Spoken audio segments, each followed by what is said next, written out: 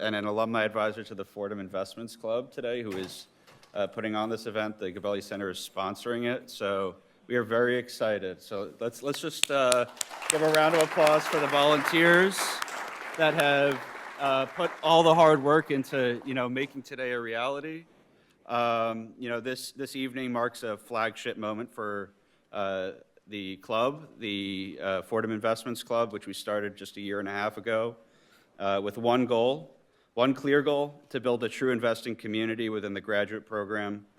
We wanted to bring together students who are passionate about investing and encourage them to take advantage of Fordham's incredible resources and create even more opportunities to grow into better and more successful investors. We also encourage those interested in becoming the next leaders of the club to speak with the current leadership during the networking hour following this event, and volunteer at events like tonight's, which we'll provide plenty of opportunities for. And when applications go live for leadership roles tomorrow morning, if you're interested, please apply. Now, tonight's program, we're honored to host Michael Mauboussin, a true leader in the investing world. He's an author of classics such as Expectations Investing and The Success Equation. He publishes thoughtful research through the Consilient Observer, an arm of Counterpoint Global, an active Morgan Stanley active investment management manager, and has taught finance at Columbia Business School since 1993, earning awards for both his teaching and broader careers in investments. Our interviewer tonight is Paul Johnson. Paul is a longtime professor of value investing at both Fordham University and Columbia University. Executive Director of the Gabelli Center for Global Security Analysis, author of Pitch the Perfect Investment, and Paul and Michael share a decades-long professional relationship built through Columbia and their co-authored research, which makes him the perfect person to lead tonight's discussion. Before we begin, I want to thank, again, the Gabelli Center for Global Security Analysis for sponsoring this event and for making it possible to give us the chance to bring such a unique and amazing opportunity to the Fordham community and broader investing world. So without further ado, thank you for being here and enjoy the show.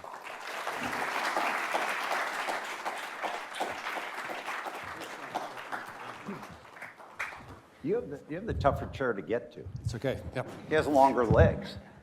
It's all good. All right. Welcome. Thank you. Everybody showing up. Michael, thank you for giving us a Friday night. When I was talking to Michael, I said, and Jonah called me up and he said, I've known Jonah for a couple of years, and Jonah said, I got Michael to come speak at Fordham. I was like, fantastic. When? He said, on Friday night. I said, did you tell him it was a Friday night? So when I got on the phone with him, Michael, I don't want to sell against ourselves, but Friday night, 6 o'clock. He said, yes. I was like, damn, that's great. All right, this is an incredibly special treat for me, and I don't even care if anybody shows up. Michael and I have known each other since 1992. I was a very young pup at CS First Boston, and the director of research, Al Jackson, came into my office and said, we are recruiting somebody to come and be a food analyst, and he wants to talk to you about being a young analyst at a firm and whether or not the young analyst can get exposure to the sales force and things like that. So we got talking, and instantly I was like, wait a minute, I got to work with this guy, because my interests, his interests were very different background. He came from food and really focused on valuation, return on capital. I came from technology, was focused on return on capital. I'm convinced we were the first two people to write consistently about return on capital on Wall Street. So this, for me, somebody who goes way back, we ended up writing a very famous paper together.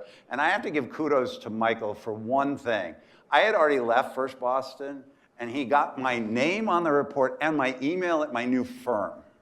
And I was like, damn, that's pretty good. So that was really stand up. Now, we have a problem tonight, which is that when Michael and I were doing the preview, just to chat about this, we talked for an hour and a half in the preview. So we could talk all night. What we're going to do is talk for some number of minutes, and then we're going to open up to Q&A. I'm going to go from there. Now, Michael, as Jonah said, Michael has a very illustrious background. And I think the thing I'm most envious of is how much he reads. And he must have an incredibly supportive family. So number one. And then he's the font of knowledge. I mean that in a truly respectful way. If I have a question about something, not only can he explain it to me, but he'll give me the 9 citations of the academic work. And I'm always blown away. And he's very lovely. He'll say, I know you've read this paper, but just I'm like, I didn't even know it existed, Michael. But thank you for being so polite. So I think the writing that you've done over the years is the most important contribution you've had. You speak a lot, you're out there, very generous, but I think the writing has had the biggest impact, and I think that legacy is truly profound. Now, one of the things that Michael does do in his spare time is he co-hosts a podcast that's published out of Columbia Business School, out of the Heilbronn Center, he's a co-host of it with Tano Santos, who runs the Heilbronn Center. And you guys have a format that I'm going to steal. And it's really good. I was like, yeah, Picasso always said, right, the great artists steal. So I'm stealing this, and so we're going to start with your background a bit and talk a little bit about how you ended up on Wall Street, because there is a big chunk of this, our students are trying to get into Wall Street, and I think you would agree, without a question, that today is very different than when you and I got into the business. But why don't you, I'm turning the tables, why don't you talk a little bit about how you came to Wall Street, and then we'll go from there.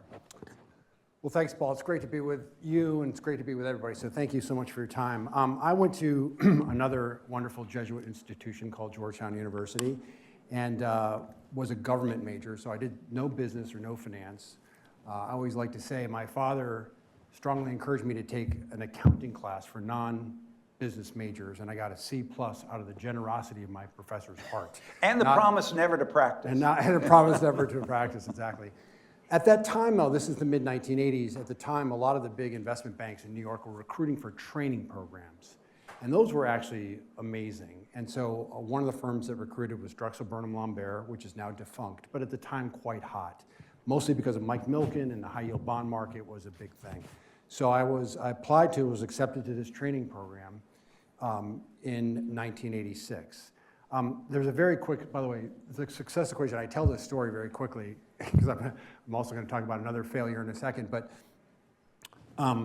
the way this works is they recruit on campus, and then if you're good enough, they come to New York. So you have 20 kids in a room, and like only a handful are going to get a job offer. And so they said, all right, well, you're going to meet 6 different people, and you're going to have 10 minutes with the head guy runs our whole division. And so like you want to be good all day, obviously, but like your 10 minutes, like turn it on, make sure you got your A game.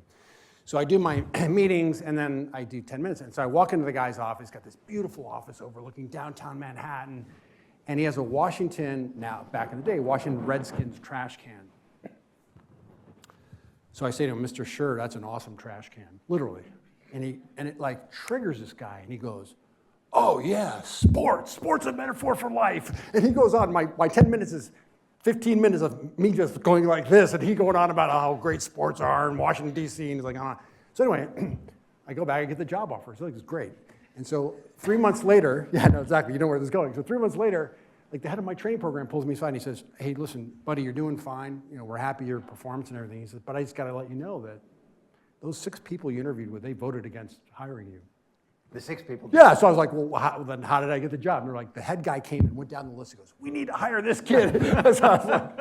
So I was like saying about trash can. Anyway, so that training program, there are a few things. One, it was a classroom, which was remedial for me, which is great. And then the second thing we did, which was really important, is we rotated through different departments in the firm. The goal of the program, by the way, is to be a financial advisor, which I'll come to in just a second.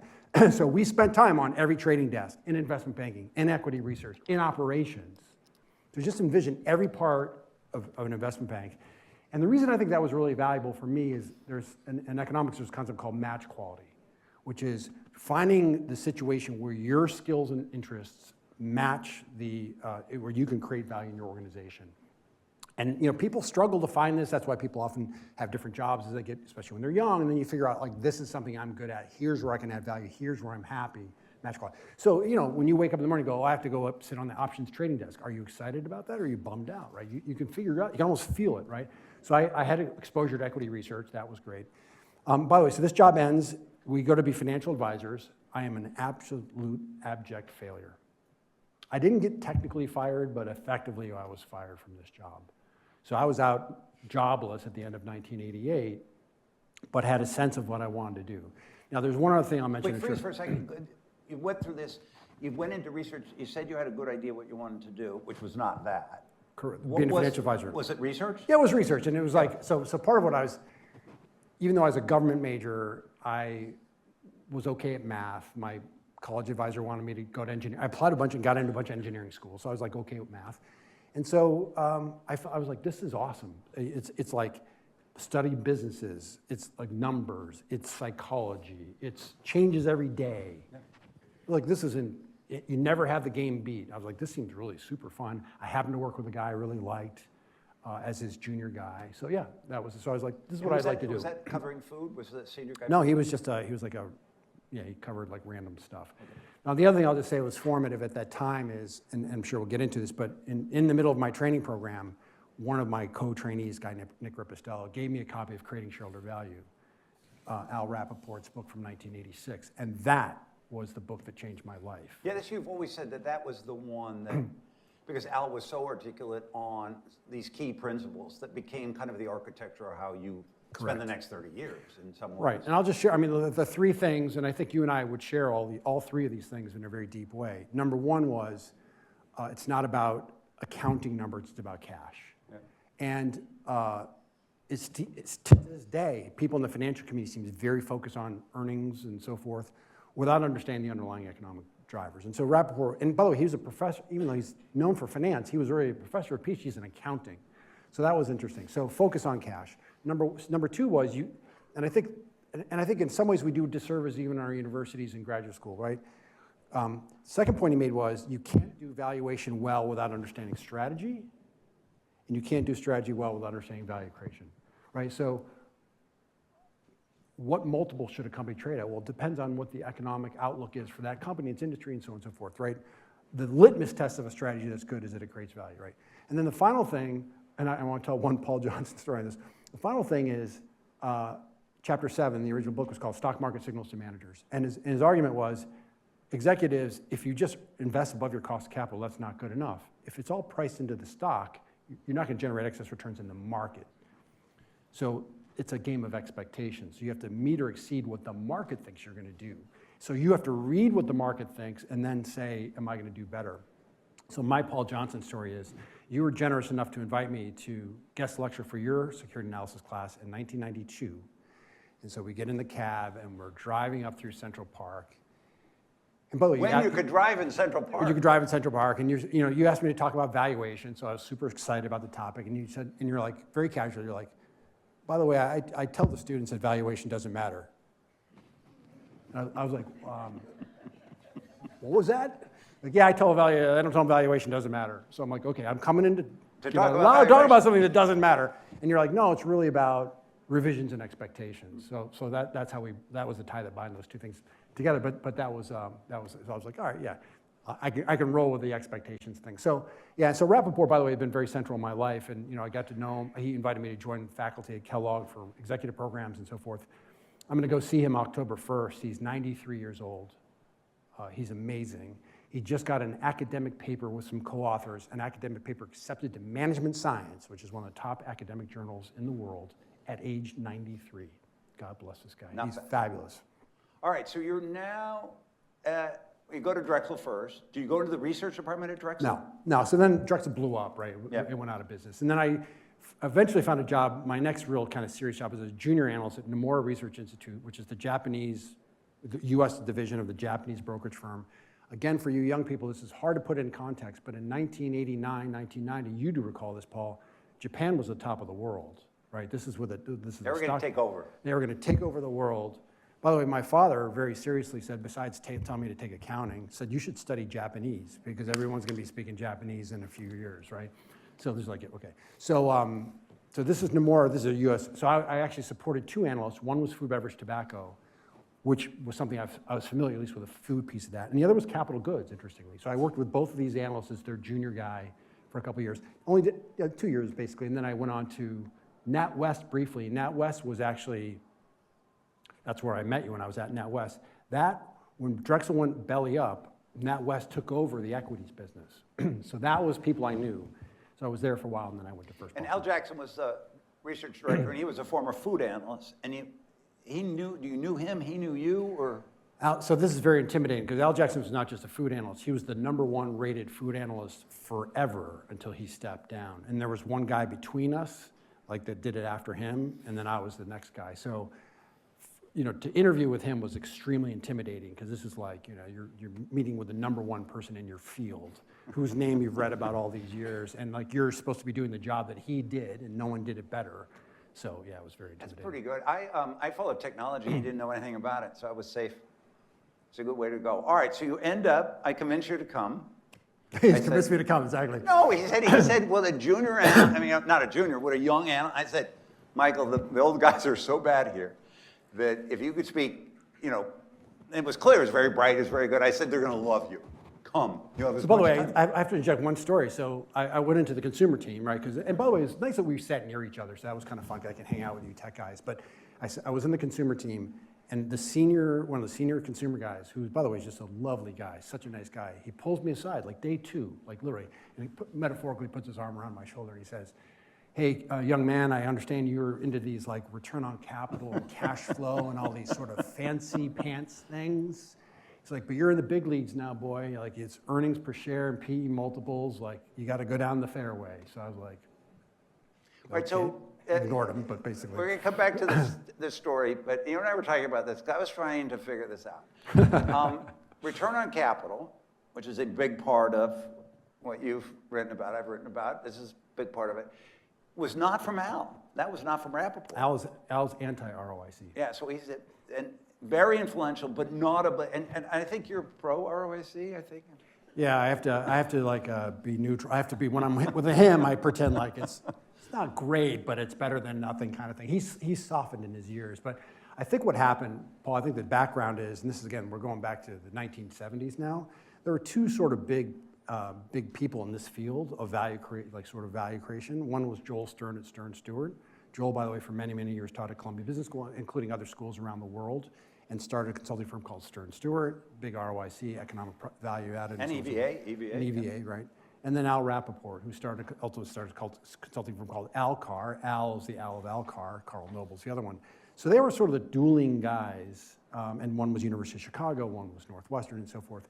And Stern sort of took the ROIC approach, and Rappaport was always like, it's accounting, too much accounting stuff. We need to be pure in thinking about incremental returns. Now you said, and I think this is true, that Copeland's book Valuation, second edition, you said probably was where you really... First edition, actually. So I actually looked at... Second edition. First edition never got published. The second edition is the first edition.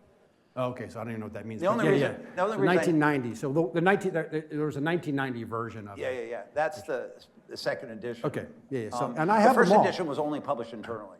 Okay, so, okay, so that makes sense. So I have them all, by the way. I have all 8 editions. You have all 8? Yeah. I have 1, and I have number 2 and 8. I just got 8. Yeah, 3 is really good, though, by the way. Oh, 3, yeah? Yeah, 3 is good because it's got good stuff on insurance companies. So if you're... I know. Anytime someone asks you about insurance companies, tell them edition 3. All right, so you start writing ROIC in your reports, and nobody has any idea what you're talking about. I mean, that's fair, right? Yeah, I mean, there's actually a pretty famous story about, it was written up, Greg Ip from the Wall Street, who's now back at the Wall Street Journal, but he wrote an article 25 years ago, and he recounted a story where my research was going out, and one of the people that got it was Jeff Skilling at Enron. Oh, yeah. In the 1990s, and Jeff Skilling wrote across the report of ROIC in big Sharpie, I don't get this. And he, in fact, did not. And get history, it. history proves that was fair. He was being honest. He was being honest. So isn't that interesting? So no, now, but I think we shouldn't be too extreme because, look, there are things like Tobin's Q, so price to book. I mean, people understood. There were articles about all this. I mean, it wasn't like people understood ROE. Bill Fruhan wrote a book, as you know, a very famous book in 1979. And that was the book. So I'm at Wharton, and I have this crazy corporate finance professor, and I'm a Wall Street analyst, and he started talking about ROIC from Fruhan. Yeah.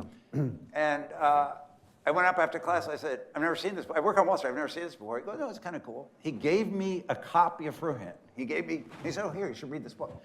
And I went to school executive program, so that was Saturday. Monday morning, I went in and I added ROIC to every company I followed. And from that point forward, every company had ROIC.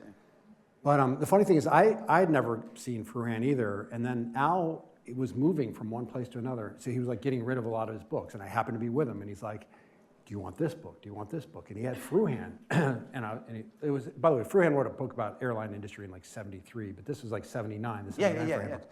So he pulled it off and he gave it to me. What's super cool, and I still have it, of course, but what's super cool about it is it has all of Al's margin notes. Oh.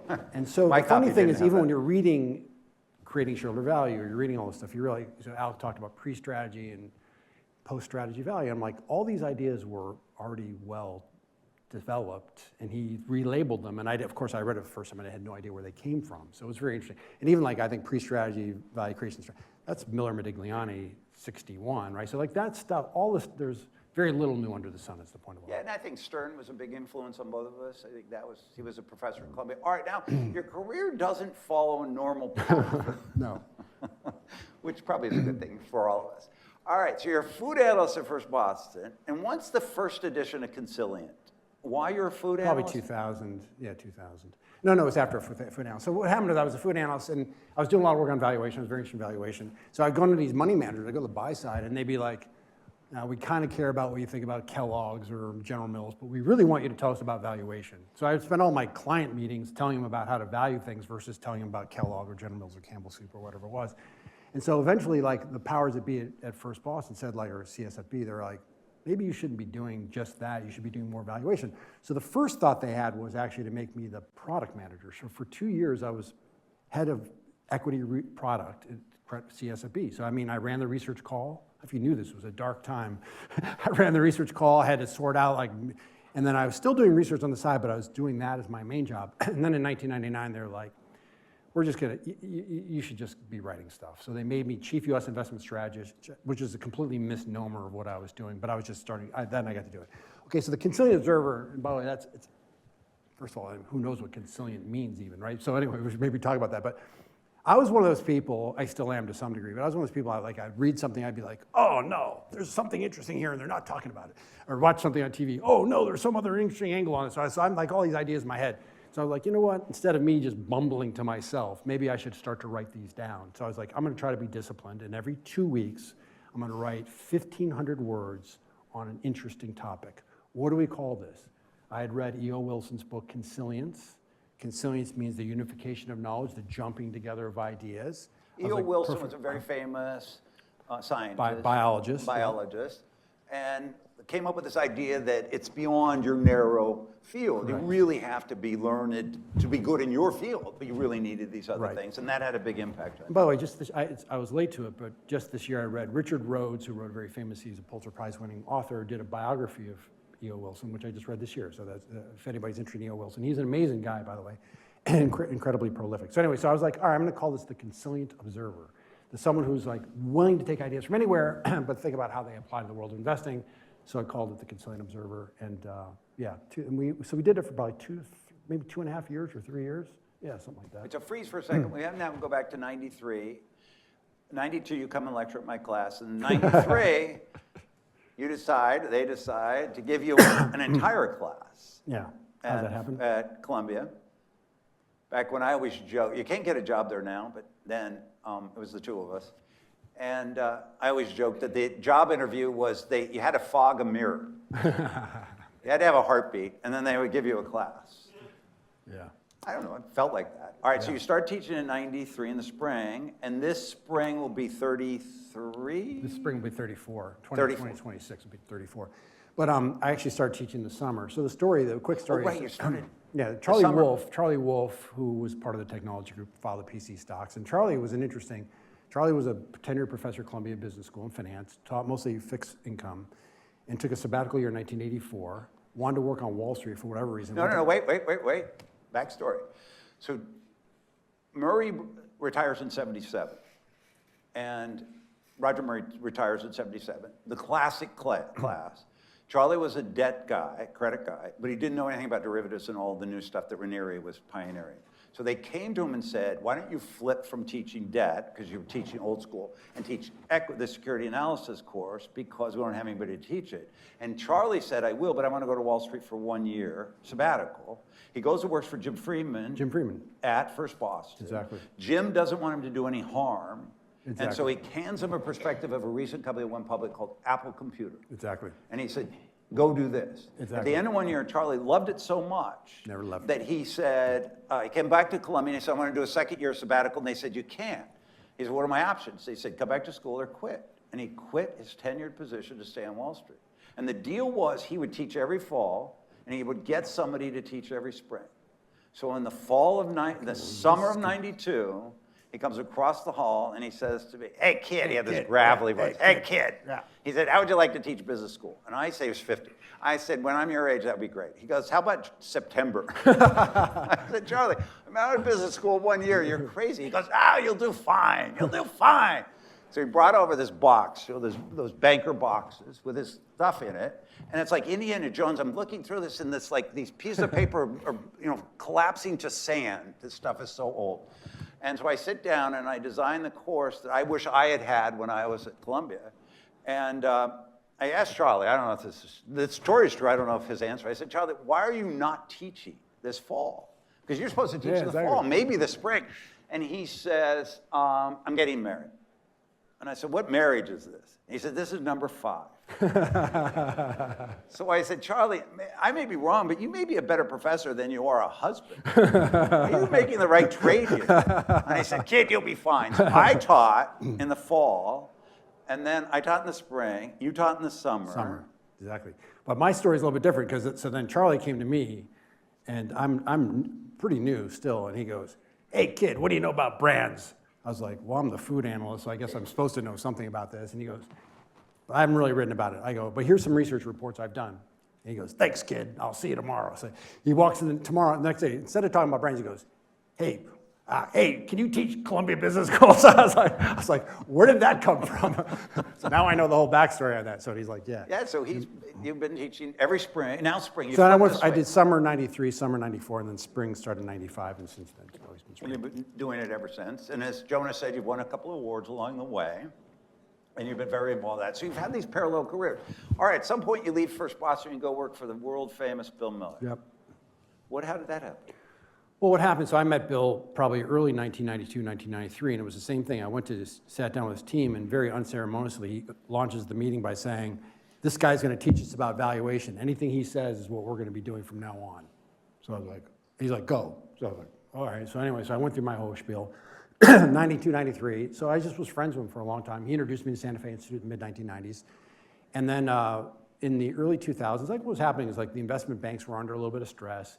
They were coming to me and saying like, hey, people really like your stuff, but we make all our money on these fast trading firms, and they don't really care about the long-term competitive advantage and all this stuff. They want to just know the quarter's gonna be better or worse so they can trade on it. So that's where our money's being made. What you're doing is not really in the sweet spot. So Bill just made me a really interesting offer, said I could stay in Connecticut and go down there a couple days a week and just we call it chief investment strategist, just work on investment process. So essentially it's the same job, but in a different place. But internal. And essentially it's being sponsored by someone who buys into everything philosophically. And Bill, by the way, started coming to my class probably in 96, 95. He's been doing it. He's come to class every year for 30 years as a guest, which is extraordinary. That's so it's amazing. So now, obviously, he's in his probably mid-70s and a complete legend, but extraordinary. So yeah. I worked there, and it was great. But you now have this career where you're teaching, and I'll say something which I've never asked you, but I think it's true. Sort of as a laboratory to do whatever you want. I mean, in the sense of bring ideas in, test them out, have the students react, and all of that, get feedback. You have some wonderful guest speakers and all that. And you have this career where you're a weird strategist. I mean, weird in the traditional sense. Where a strategist is supposed to predict interest rates, and the market's going to be up, market's going to be down. And you're talking about long duration stuff, process and things like that. First book, I think is that the Consilience where you? No, the first book's this one. Yeah. So what happened was late 1990s. By the way, that's all. I think that's a very accurate representation. I'll just say that the interplay between teaching and doing the day job for me personally is I would, as usual, would pontificate about some topic with my students, really not knowing exactly what I was talking about, and then be like, maybe I could think about that a little more carefully. I'll give you two very concrete examples. One is capital allocation, and I'd be like, capital allocation is, all managerial road evaluations lead to capital allocation, right? All these proclamations. And then I'm like, I don't know if I know enough about this, right? So then we decided to disentangle and figure out exactly how all companies allocate capital and return. And so that was a very big initiative. Recently, we published a thing on cash holdings, like how much cash should a company hold? Again, I had these views on this, I shared numbers, no basis for it, like, no basis, but, and now we have a really robust empirical and theoretical framework for thinking about that. So, yeah. How did you've had a very high-powered career, Wall Street, which means, and you have 5 children? 5? Some of them Two of them are here. I won't embarrass you too much. Supposed to be 5 3. children. It's supposed to be 3. How did you protect the teaching? Oh yeah, no, well that's just my wife who let me do it. And so, I mean, the first thing ever, and you, I'm sure, well, maybe not exactly the same because you had different schedules, but I've always taught at night. So now it's 6 to 9:15 p.m. So you can partially do your day job as well as doing that. Makes it difficult, but you're missing one night, and so it's 12 weeks a year. So it's all scheduled. So that's really, I give my. Yeah, no, I teach 3 times a year at Columbia, 4 times a year at Fordham, and now I'm teaching 3 times a year Yeah, so that's insane. At Wharton, so. Yeah, so that's insane. But like, but the hours, like, so you're not. Yeah, so I'm doing once. Yeah, I don't have a real job semester, other and than then that, I also, yeah, right, and then I'm also doing Okay, at night. now let's pull forward. We're going to do not a lightning round, but I want to talk about a couple of key topics that people are interested in. Number one, what role does return on capital play in all of this? Not ROIC per se, not the metric, but the idea of return on capital. Yeah, I mean, I think that the big thing I would say, and this goes back to the Rappaport's first point, which is the financial community seems very focused on earnings and earnings growth without understanding is the underlying investments attractive, good or bad, right? So I like to say to my students, like, really, this sounds very simple, but I'm like, if you understand the magnitude of investment and return on investment, everything else is a detail, right? So we should start with understanding the magnitude of investment, assessing return on that investment. Is it going to be above the cost of capital or below the cost of capital? And this is why this is so important for growth. And we've been talking about this for many, many years, and you've really shown this really well. If you have a high return on capital business, it's going to be super sensitive to growth. And if those growth expectations come down even a notch or two, and you can convince yourself of this by doing the spreadsheet, the value is going to get crushed. Even though the current earnings are not changing that much, the trajectory changes a ton. If you have a value neutral business, growth doesn't make any difference at all, right? You're effectively on a treadmill, turn it up or turn it down, you're not moving. So step one is to get the economics improved, right? So right away we have all these heuristics, and by the way, if you're earning below your cost of capital, growth is obviously bad, right? And the faster I grow, the more wealth I destroy. And you go like, well, how does that happen in the real world? Well, M&A is a perfect example. Yep. How many M&A deals are announced that are EPS accretive and value destructive? And the answer is, it is the preponderance of deals. It's the majority of deals. So from the point of view of the buyer.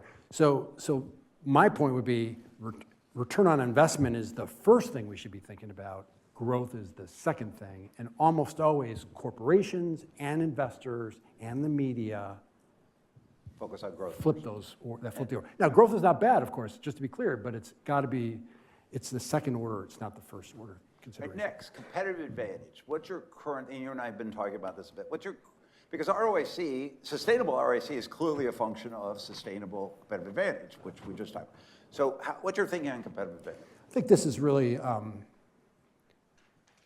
we need to get much better on this, and I think we should be using much more in technology. Here's the basic idea, is that most people understand or agree that it's some sort of discounted cash flow model is an appropriate thing to do based on finance theory.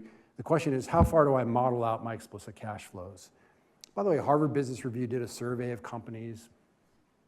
80% of all people use 5 years or 10 years. Now, why is it 5 years and 10 years? Fingers. Yeah, so if we were spiders, it would be 4 years and 8 years, right, exactly. And the market would be 20% overvalued. Right, exactly. No, so we use 5 years or 10 years. I'm going to use that, by the way. Please feel free to steal that, that's good. 5 years, 10 years, and then we use this, we do terminal value, continuing value, perpetuity value, whatever you want to say, something in the back end, which is often a Gordon growth, so it's a cash flow K minus G thing, right? Now, as you also know, if you're using 5 or 10 years, it is, even 10 years, it is very typical that terminal value will be 70% or more of the total value. Right. So all this effort over here is really not that important, and what you do over here, which people tend to not pay that much attention to, is where all the action is, right? So competitive advantage, and I think the paper we wrote together is on competitive advantage period, is this idea to say, let's forget about our number of fingers, right? And let's like think about competitive advantage defined as how long can this company make investments above the cost of capital on its new investments, right? And why would it not be forever? The answer is competition, maturation of industries, bureaucracy, basic senescence, right? All these kinds of things will have the effect of driving returns on invested capital. So we have, there's tons of empirical data that show this pattern tends to play out over time. So again, if you're thinking about value creation, if this is the cost of capital and this is return on capital, it's both how much above the return on cost of capital you are, and then for how long can you pull this off. These are two dimensions. So even if we're doing ROIC, that's great, but we don't, if ROIC sticks around forever. And so again, you can imagine that if that area under the curve is what matters, you can imagine relatively low excess returns, but sustainable for a very long time, would maybe give you the same multiple or value as the sort of the moonshot. Does very well, but goes away very quickly. So the point is that one size does not fit all in terms of thinking about competitive advantage. And instead of us using 5 or 10 years, can we think more dynamically about it? And so the reason, and by the way, I think we had a conversation about this, but this idea of terminal value, I mean, I don't know if you've gotten to the bottom of this, but I've been doing research on this, trying to figure out who was the first person to do this, right? And so there are papers from the 1800s, 1860s about railroads where they talked about residual value, right? So I have a train and it is no longer good, but we can sell it for scrap. It's got a residual value. And then, interestingly, John Burr Williams, which I don't know how many people know about John Burr Williams. I know we talked about it, but he wrote a fabulous book in 1938 called Theory of Investment Value, which I love the title, by the way, awesome. Ben Graham reviewed that book. And Ben Graham, not a very nice review. it was okay, but he said at one point, he's like, he valued this business called American Phoenix Insurance. He's like, all the values in the terminal value. He literally calls them out on it. He's like, he's talking about all these fancy cash flows, and basically it's like a multiple on a terminal value. So like that, again, it's the same, it's the argument of this. So, but we need to do better. And we now have a lot of empirical evidence about patterns of cash flows. We have a lot of empirical evidence about, there's a really nice paper, by the way, where these academics looked at 16,000 IPOs since 1975, and they said, like, how many of them are still around? The question they were posing was, were they fairly priced? But then they said, like, how many are still around? Why do they die? They usually die because of M&A, but sometimes they die because of bank. So like, we have good base rate data that should allow us to be better at this than we are. Here's a great John Burr Williams story, we're related. So 1951, a young student was looking for a PhD topic, scrambling around. Yeah. And he's talking to his advisor. His advisor says, hey, there's this book. This is 1951. There's this book published in 1938, which, by the way, is not that old, right? Your books are, I have some books that are older than that. Yeah, for sure. So he says, why don't you go to the library and pull out this book and start reading it? And he goes, it's John Burr Williams, Theory of Investment Value. And the student's name is Harry Markowitz. And he reads this book, it's terrific, particularly in 1938. By the way, John Burr Williams he was at Harvard. He was short the market in 1929. And he makes a lot of money. And he decides that to be a successful investor, you have to be a good macroeconomist. Crazy. So he goes back to Harvard to get a DBA, a PhD. And his advisor is this guy named Joseph Schumpeter. This is crazy. One of the most famous economists of all time. And Schumpeter says to him, do something in finance because nobody around here knows anything, and you'll have an easier job getting your PhD. All right, so he published his dissertation is this book. And the Harvard Business Review, or Harvard Business School says, we're not going to publish it, too expensive. So John Burr Williams pays to publish his own book in 1938. So Harry Markowitz is reading this book in 1951, and he said, he's wrong. He's wrong, because John Burr Williams says you line up all of the prospective return and you buy the top one. And Markowitz says, no, you've got to diversify because you're going to be wrong. And that's what triggers Markowitz to write his paper, which is the beginning of modern finance. So, isn't that amazing? That's a great story. Love these historical stories. All right, so that's competitive advantage. Now, you and I were talking a bit recently how you're really thinking about this intersection of strategy, competitive advantage, and this idea of willingness to pay has really kind of caught fancy recently. And the notion of, as a strategy, continuing to think about what the customer's willingness to pay, and that can become, I won't say competitive advantage, but part of your competitive strategy. We've fleshed that out for a minute. So first of all, let me back up and say one thing. You asked about this. So Rappaport in his book had the idea of competitive edge, period. Well, again, the idea has been around for a very long time. So Miller Modigliani called it Big T. Again, great marketing, T. Joel Stern had a version of it. Fruhan had a version of it. So like guys have been talking about, whole guys called it fade. So the idea had been around for a long time. Al called it value growth duration, which is a really bad title, again, because whenever you hear in finance duration, you're thinking bonds. But he meant, for how long can we create value with our incremental investments? It's descriptive in that sense, but I think it's just a bad label. What was your question again? It was like, the idea of willingness to pay. Willingness to pay. So it's funny because one of the hardest reports, maybe the hardest report I've ever written in my life, was the original Measuring the Moat report from 2002. We published last year the third edition of that report, but the 2002 edition was the hardest, in part because I've been reading very actively in competitive strategy, but hadn't really put it all together in one place. And so that was the first attempt to really have a systematic, and this is before Bruce's book and all that, have a systematic way of thinking about that. It was around the same time that Bruce's value investing, but before competition demystified. As I've gotten older, I've been very taken by this idea of basic value creation. This is Brandon Berger and Stewart. The idea's been around for a long time, published in the mid-90s, I believe. But it's something called the value stick. So just to make sure we're all on the exact same page, there are 4 measures on this value stick that are important. One is willingness to pay, which is what you'd be willing to pay for a good or service. What your customers are willing to pay. Yeah, and so you all know what this is, right? Like if there's something you like, you have a shirt you like or a soft drink you want to buy, like what am I willing to pay for, right? Then there's the price.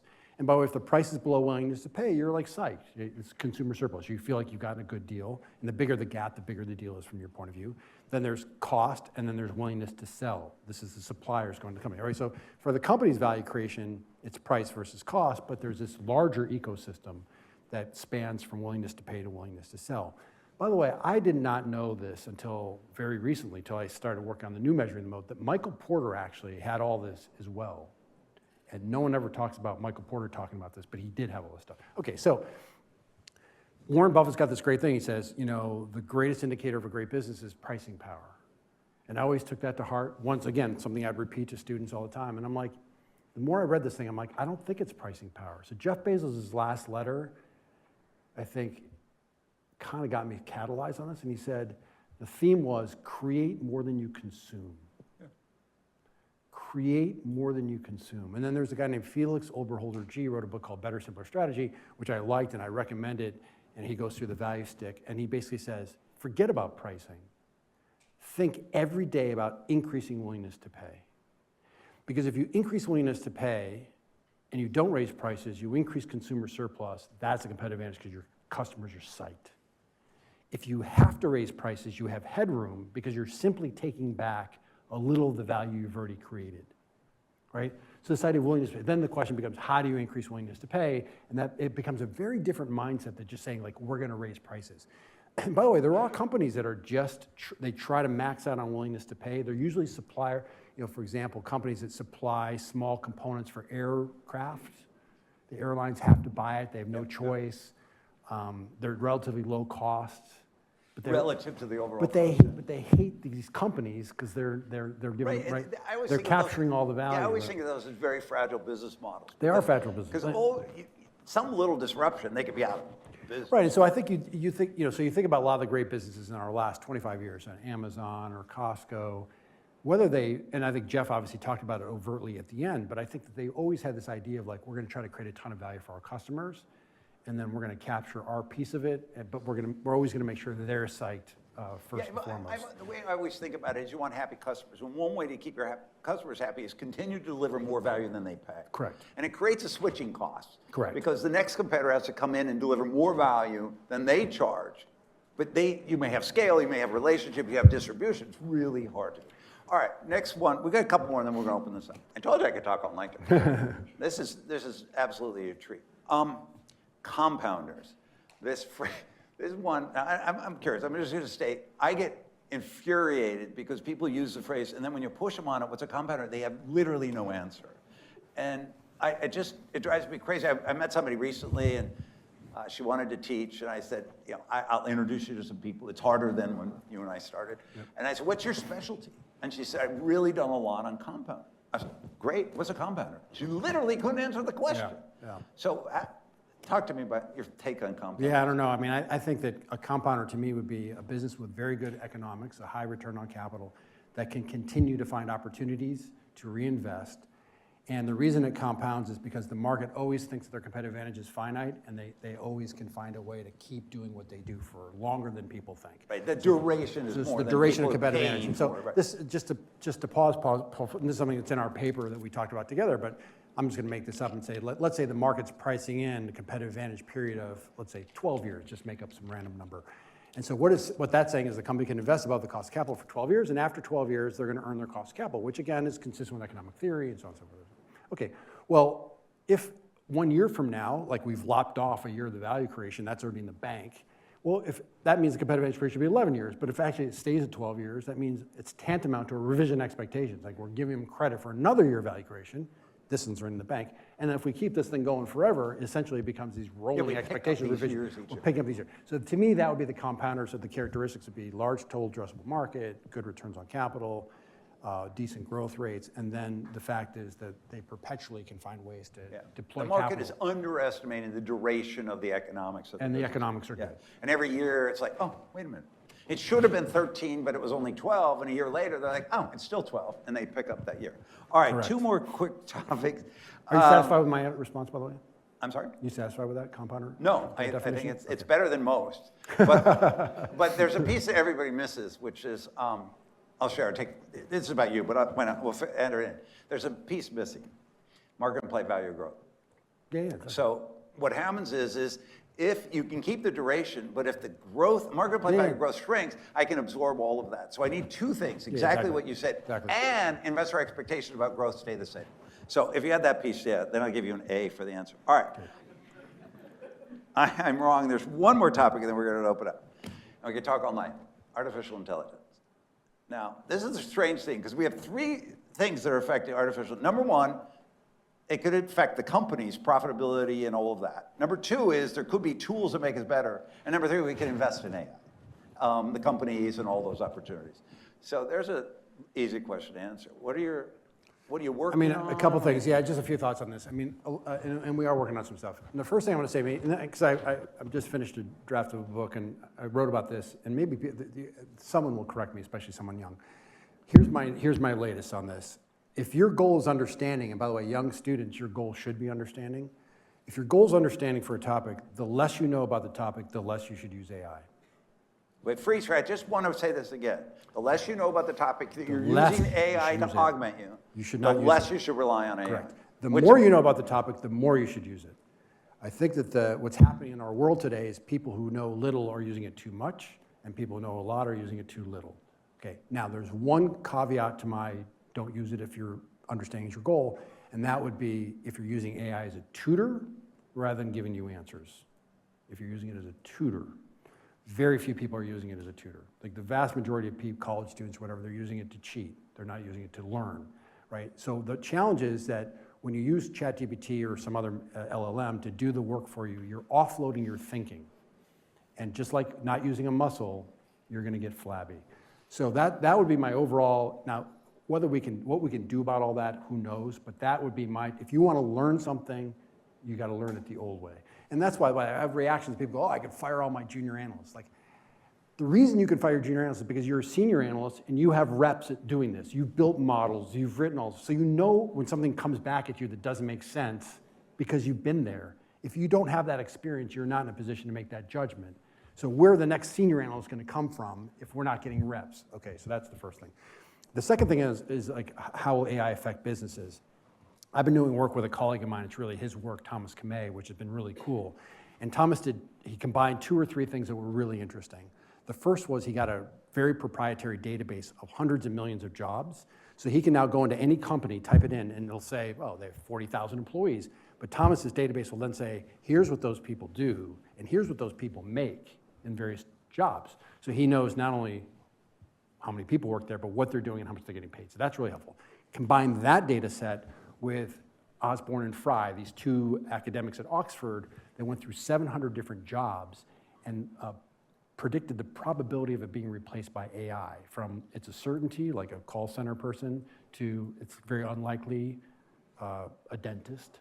By the way, bartender, they said 75% chance of getting replaced. So I don't know. So Depends whether you want them to serve you drinks or talk listen to to you. your story. Exactly. So I was going to say, that seems high to me. Anyway, so what Thomas did is he haircutted all those numbers and then took this and applied it to the database. And that gives us an opportunity to see how much value could be created potentially from replacing these jobs ultimately. And in fact, going back to our willingness to pay, he brought me in to talk about willingness to pay and willingness to sell, because what happens is you say, like, if there's value creation through AI, it can go one of three areas, right? It can go to customers through lower prices. Back to this willingness to pay, exactly. So it can be lower price, higher, same willingness to pay, more value customer. Right? It can go to the company, so the company captures it, shareholders as well. Or it can go to employees. Like conceivably, we'd have fewer people, but we pay them more. Okay, so we could debate all day about how that breaks down. So that's that part of it.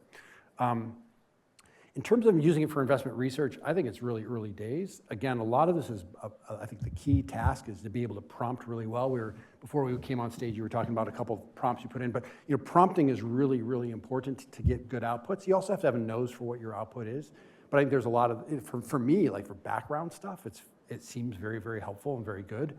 Now, there's something called the Gell-Mann effect. You might have heard this. Sure. The Gell-Mann effect is basically Murray Gell-Mann, who was one of the founders of the Santa Fe Institute. But the idea is this, like you read an article in the newspaper about something you know about, and you're like, oh no, that's all wrong. I'm totally missing the point. Like, so you're like very skeptical, and you're like, don't trust it. And then you read another article about something you don't know anything about, and you're like, oh wow, it's amazing. Right? So you're like, you don't care, your skepticism doesn't carry over. That's the Gell-Mann effect. So I think there's a little bit of the risk of the Gell-Mann effect is that you see something go like, I can't believe it produced these 5 pages in such a short period of time, like awesome, like without being correctly skeptical about it. But I think there's got to be advances on all those kinds of things. Now, I'll just tell you from my class, I do two major assessments before the final project. One's a valuation assessment. I gave ChatGPT, which I only gave it that. I gave it like killer prompts, all my slides. I gave it spreadsheets. I gave it asked it to do, completely bombed, right? Then I gave it a strategy project, and the same thing. I gave it tons of stuff. I gave it use Greenwald, use Porter, use all stuff. And it was actually pretty good, like a B minus. It would have been at the lower end of the class, but like passable, right? Now it was obvious that it was generated by AI, but it was passable. So, but this semester I'm going to really discourage my students from using it at all. And I'll just say, like, if for example, if English is your second language, to use it to help tighten up your prose, I mean, I'm okay with stuff like that. But in terms of actual, again, offloading thinking, not great.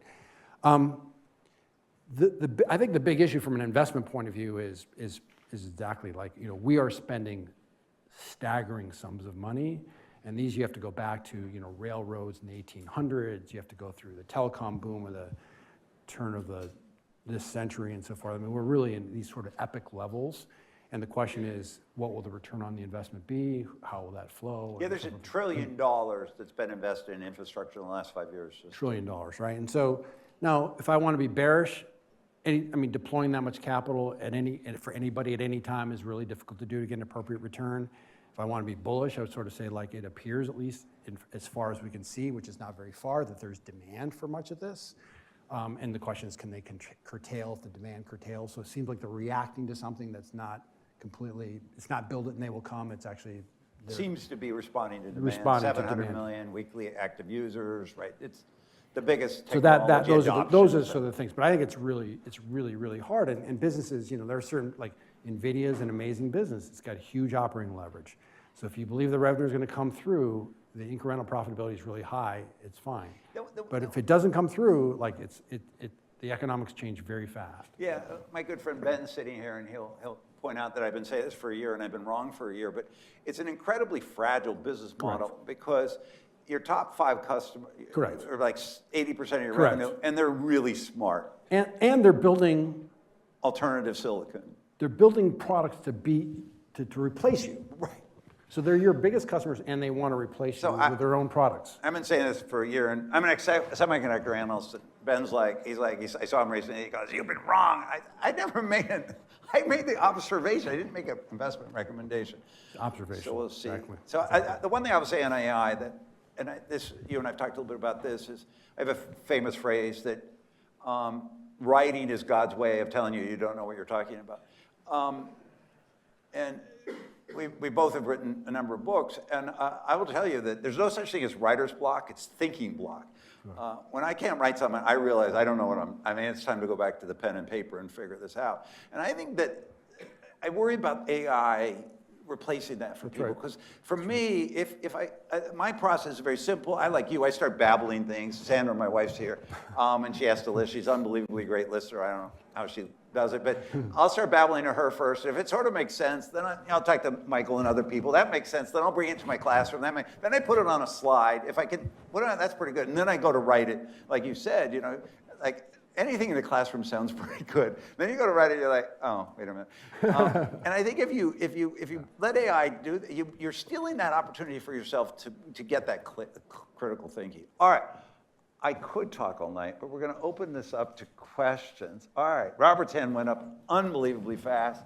So you have to stand up and say it loud so I don't have to repeat it. And Robert's he's our, tell us about compounders. He can tell us about compounders. You're the compounder. He'll tell us about compounders. Good evening, gentlemen. Really fascinating, conceptual, talking discussion ecosystem. I'm looking at the title of the book. I apologize, I haven't read the book yet. What? And I'm reading Expectations Investing.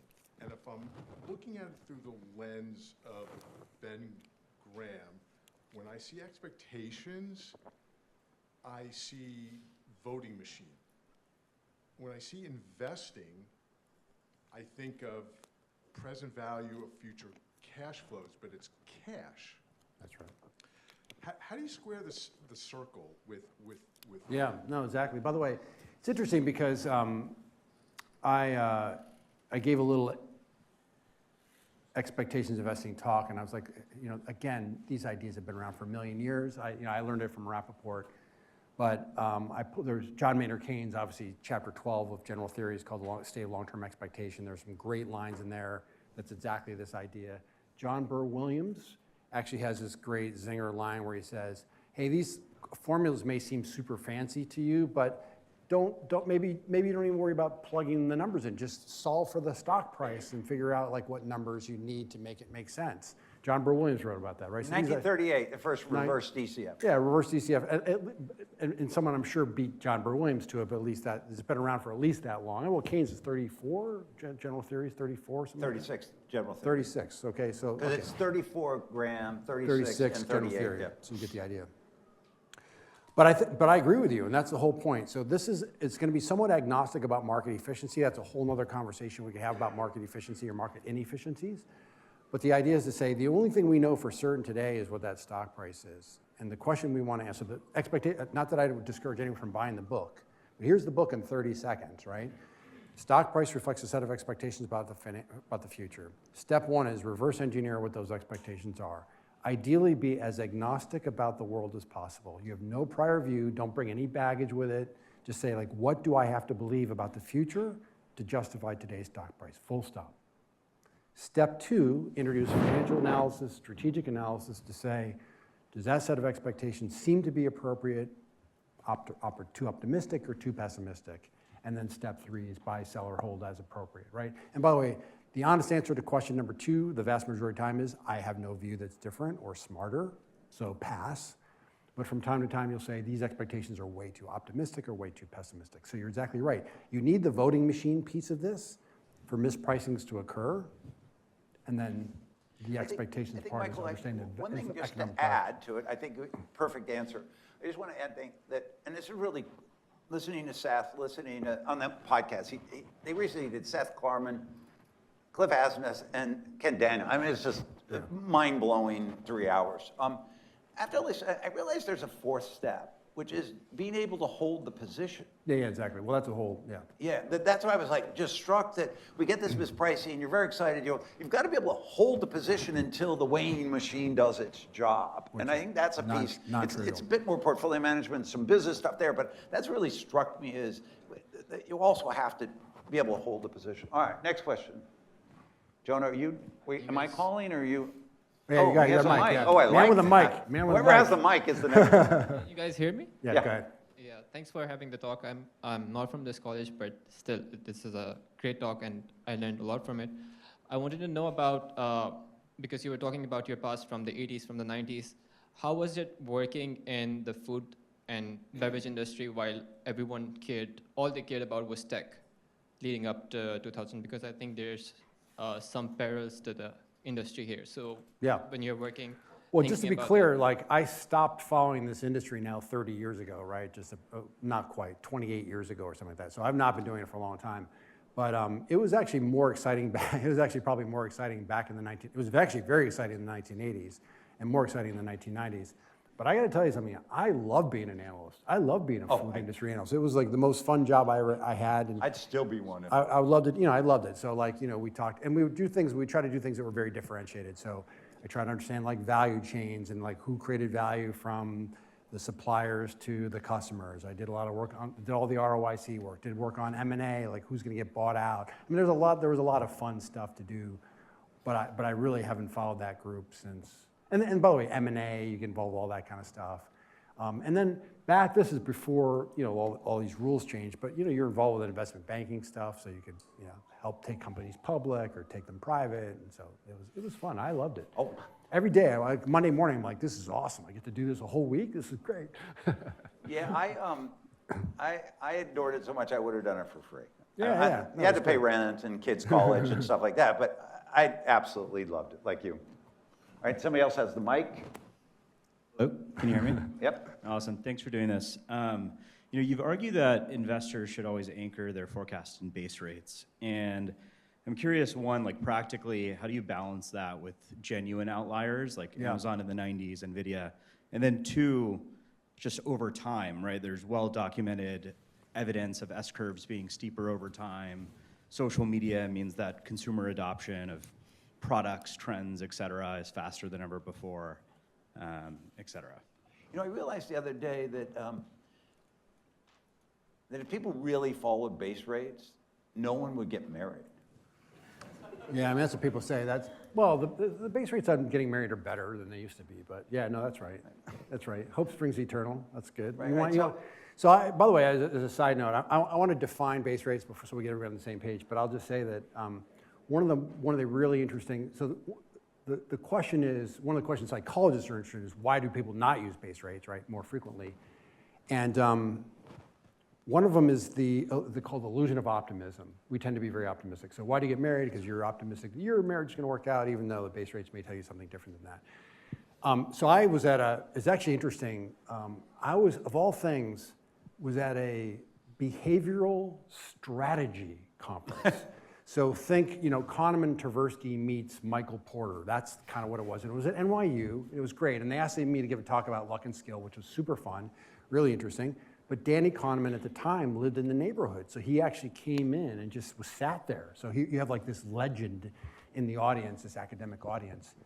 And we had a very detailed discussion about this exact topic when he said, like, on the one hand, if everybody believed base rates, if Elon Musk believed base rates, There'd be no Elon Musk. there'd be no Elon, right? So in other words, you want to balance this idea of like sobriety with, okay, so let me back up because I want to make sure everybody's on the exact same page. By the way, I think that the language, and I'm going to use two terms interchangeably, but the language basically that Danny Kahneman used about this was the inside versus the outside view. The outside view and base rates are going to be synonymous, okay? So the inside view says if I give you a problem, it could be any kind of problem, like, when will you hand your term paper in, how long will it take to finish this project, whatever it is. The classic way to do it, see if this like makes sense to you, is you gather a bunch of information, you combine it with your own experience, and then you project, right? You're making adjustments, you're doing all that stuff, but it's basically based on your experience and your information. Fine. The outside view, by contrast, where base rate says, I'm going to think about my problem as an instance of a larger reference class. I'm going to ask what happened when other people were in this situation before.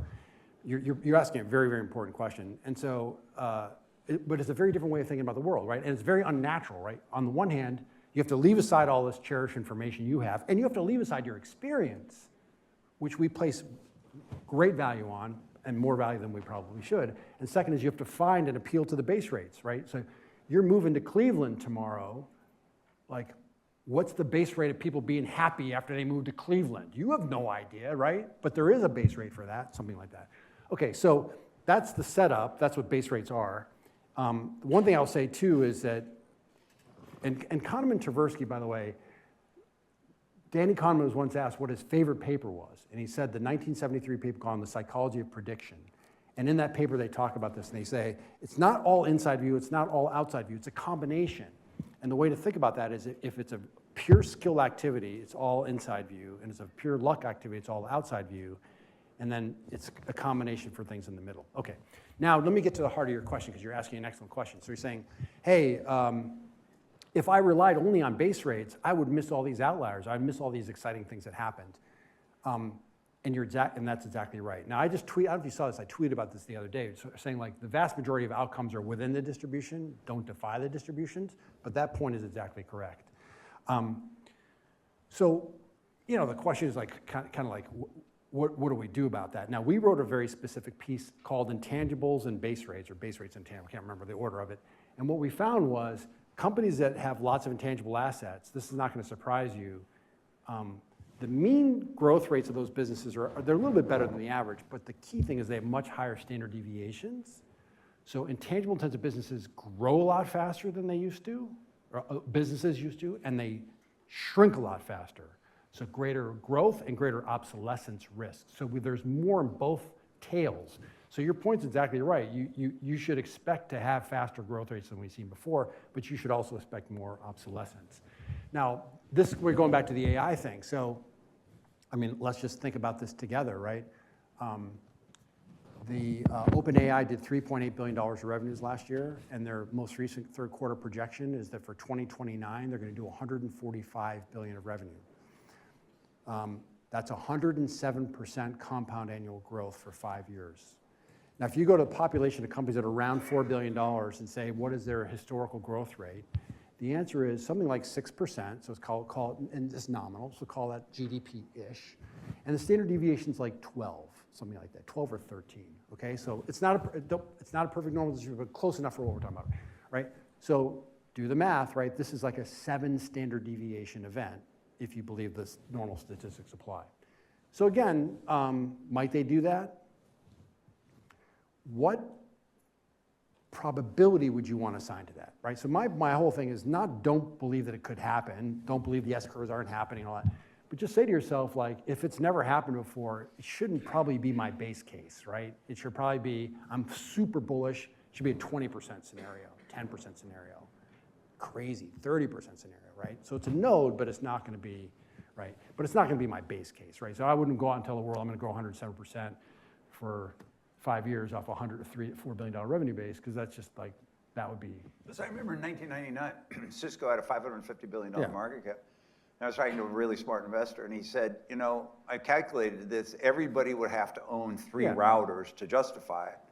And it was like, that spooked me a bit. I was like, Yeah. that's probably unlikely. Although, guess what? You all own 3 routers. Yeah, no, exactly. The other thing I'll say, Paul, about that, and this relates to this as well, is the reason it's also, I think that all of us, and justifiably so to some degree, in chapter 8 of the book, you know, we think about the businesses as we know them today, right? So you think about, you're an analyst doing Amazon in 2002, 2003, right? You're like, oh, books, oh, video, whatever, okay. But AWS is not a twinkle in Jeff Bezos' eye. It's certainly not a twinkle in your analytical eye just yet, but it's an option, right? So there are companies that have real options, and there are managers who are both, they're good at cultivating them, they're good at identifying them, they're good at exercising them when appropriate. Jeff Bezos, you would say, would be in the Hall of Fame for doing that.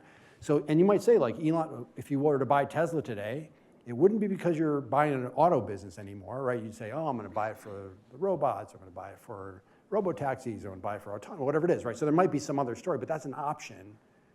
And so you have to sometimes think the big thoughts as well. But I love this setup, but and this isn't negative Tesla, but you are paying a lot for those options already. That's correct. Right? That's You're right. not getting anything for free. Correct, and so we do an expectations thing on the options. We sort of say like, okay, what do you have to believe about what you're paying for the options? And then again, like what And options theory, It's vol, kind of a fun, right? yeah, fun way in Tesla is you could do a sum of the parts in Correct. a sense, but you price the options and then decide if that is a case. Correct, Yeah. exactly. And then you have to have someone around that's smart enough to exercise them as appropriate. And then you have to have money often to fund them. You know, Oh, it's yeah, not- yeah. so- Georgie, you're up.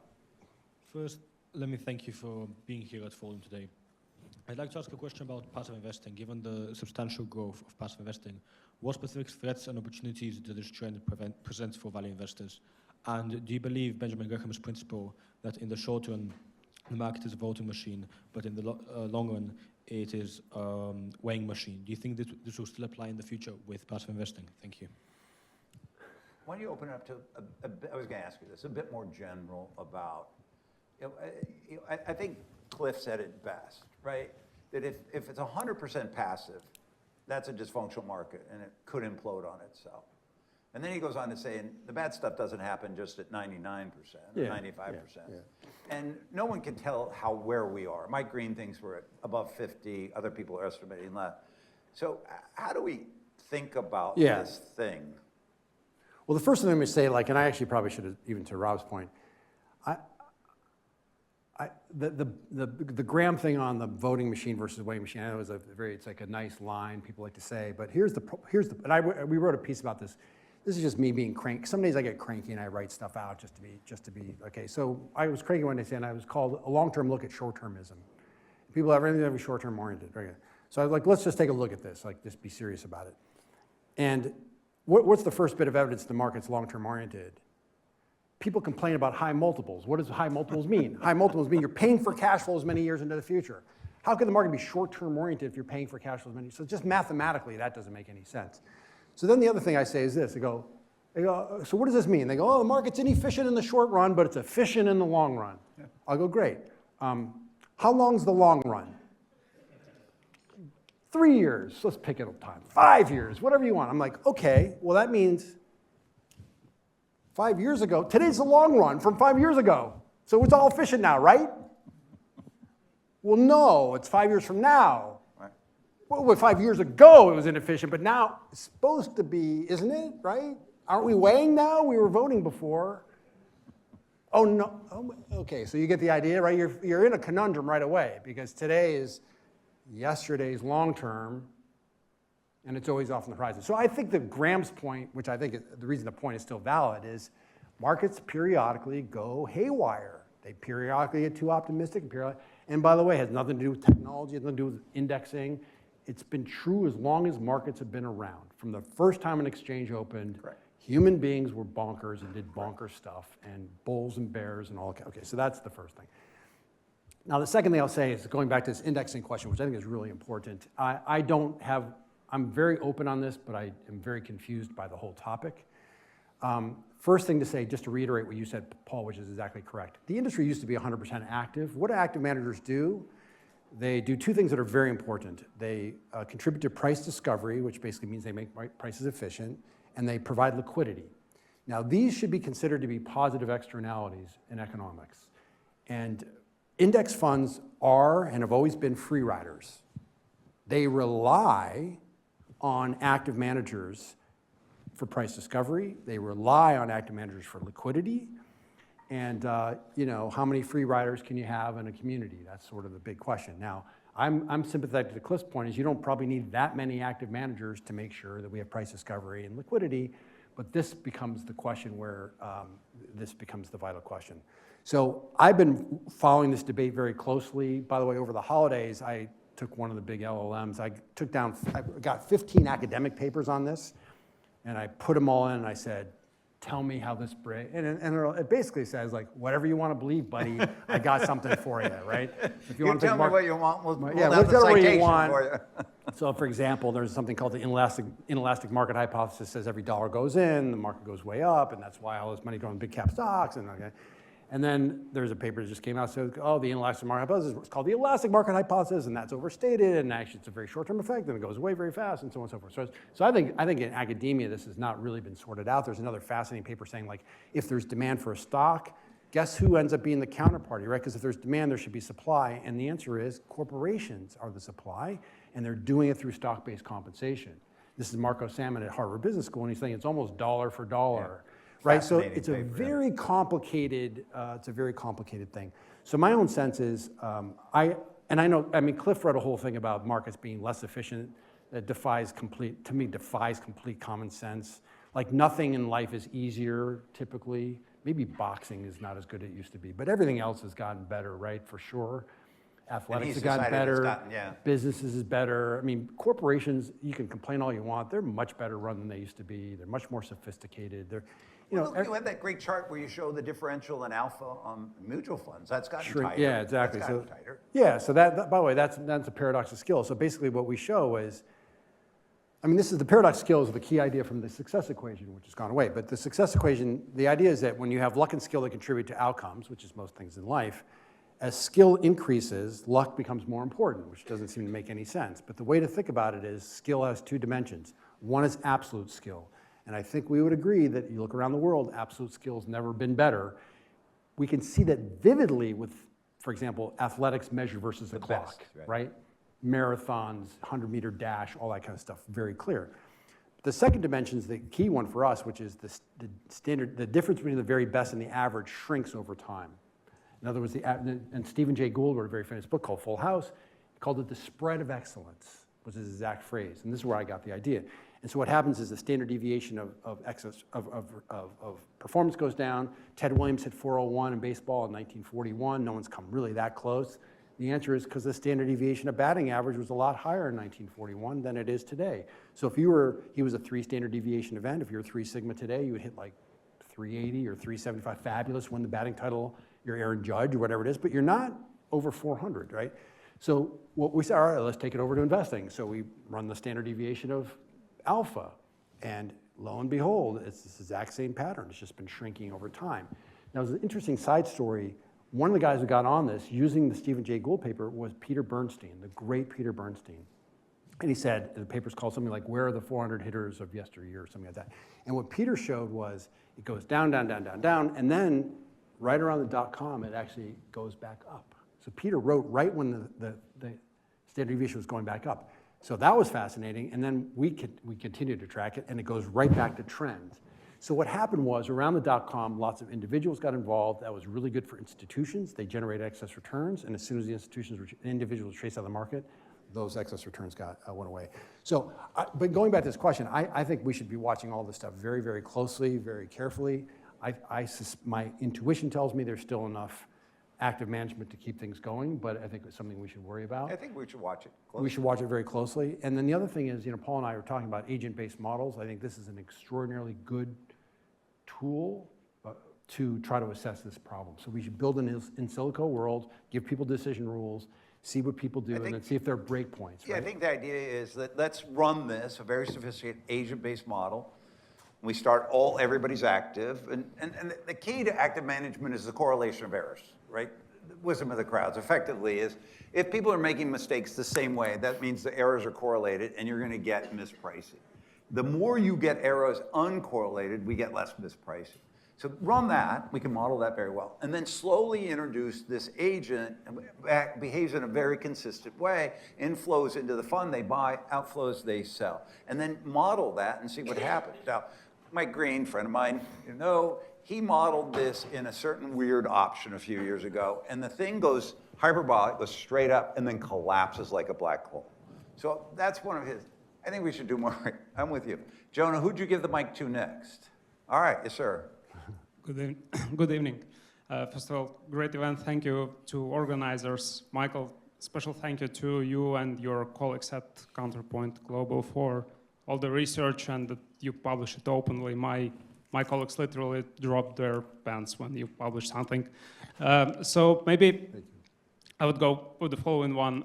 You tackled so many interesting questions in your research, but give us one or two that you would love to get an eureka moment immediately, that you would love to know answer immediately now, tomorrow, I don't know, without digging further, without doing the research further. What would you love to know immediately now that you don't know at the moment? Well, there are a lot of them, but I think that the one that, so you're saying, where would I like to, what do I want my eureka moment to be? Is that what you said? Yeah.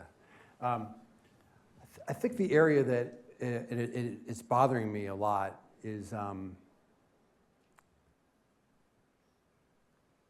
how can we do a better job of modeling competitive advantage? It actually is that. And I think the frustration is that we, by rote, have taught the same thing for a really long time. We always teach these explicit forecast periods and these terminal valuations. They're very old, they're very staid.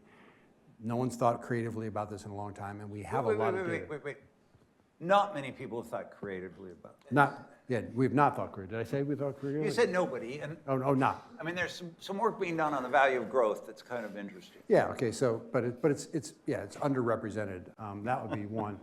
The other thing I'll just say, it's not a eureka moment, but this is like literally what I was thinking about last night is like reconciling continuing. This is like what I do in the middle of the night, is reconciling consumer values. But the area that we, as you probably know, have been very focused on the last 5 years is the rising role of intangibles. And I think that the basic story is that companies used to invest predominantly in tangible assets, physical assets, factories, machines, inventory. And now they invest predominantly in intangible assets, customer acquisition costs, marketing, branding, training, and so forth. And the accounting is different. So as a consequence, people that are, again, using multiples very simplistically, I think are really missing the boat in terms of understanding value and value creation.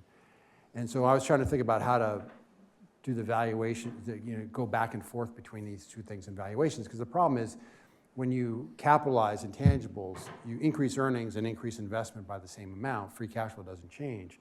But if everyone's capitalizing earnings, NOPAT, for example, on a higher number, it changes actually the value of the business. So that's another area. But there's never a lack of things to, people always say like, you run out of, I'm like, there's so many things I don't know.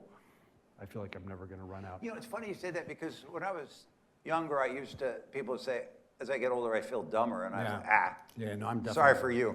Oh my God. Definitely dumber. For Definitely me, it's dumber. asymptotic. Yeah, and I'll tell you the other one, another area I'm very, we talked briefly about the Santa Fe Institute, but Jeffrey, if you have not read this, a book I'd recommend, which is a fascinating, just intrinsically fascinating, is Jeffrey West's book called Scale. It's about scaling. It starts in biological systems.